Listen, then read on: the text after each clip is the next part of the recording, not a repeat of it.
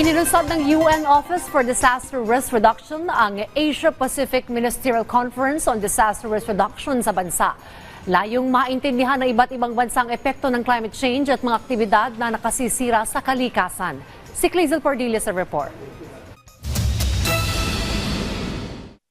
Ang pinagsamang epekto ng habagat at superbagyong Karina, kamakailan lang pinalubog sa baha ang Metro Manila at mga karatig probinsya. Babala ng United Nations Office for Disaster Risk Reduction, titindi at mas darami pa ang mga kalamidad sa mga susunod na taon.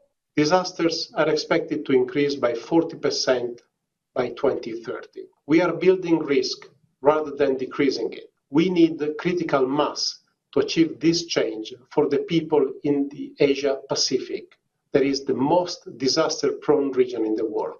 Sa pulja ng Pilipinas na bahagi ng Asia-Pasipiko para mabawasan ang mga peligrong dulot ng mga sakuna, inilunsad ng UN Office for Disaster Risk Reduction ang Asia-Pacific Ministerial Conference on Disaster Risk Reduction sa bansa.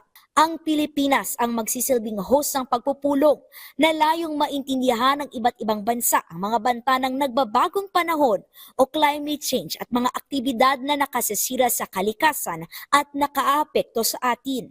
We would like to project is number one, the resilience of the Filipino character as far as how we have been able to actually confront, overcome, and thrive under the face of these risks. Target hikayati ng mga pampubliko at pribadong sektor na gumawa ng mga hakbang upang maibsan ang panganib na dala ng mga bagyo, lindol at iba pang kalamidad.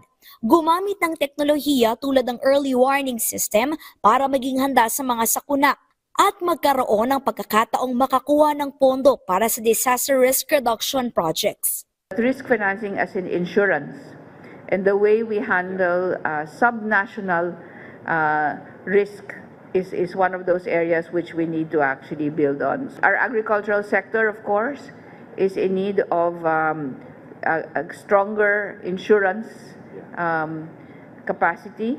Paigtingin din ang kooperasyon sa iba't ibang bansa para pabilisin ang pagbibigay ng ayuda sa mga lugar na salanta ng kalamidad. These are not just policy goals.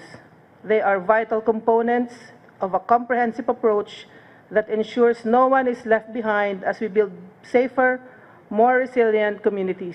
Lalahukan ang pagpupulong ng 62 bansa.